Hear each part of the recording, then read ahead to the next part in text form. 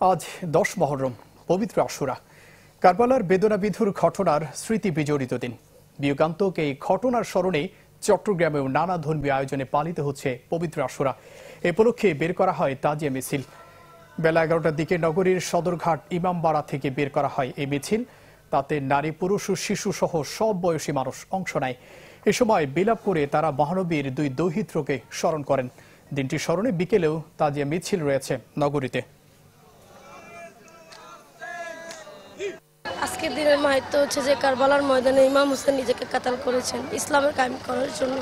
হযরত ফাতেমা আলাইহিস সালামের আমরা স্মরণ করছি, ওনার ছেলেদেরকে, সন্তানদেরকে, নাতিদেরকে। ইমাম হুসাইনের জন্য কারবালার মহকামাতে তার জীবন বিসর্জন দিয়ে এই দিনটিকে প্রতিষ্ঠিত করেছেন। আজকে এই দুনিয়াতে বর্তমান বিশ্বে গাজা হচ্ছে সেকেন্ড কারবালা।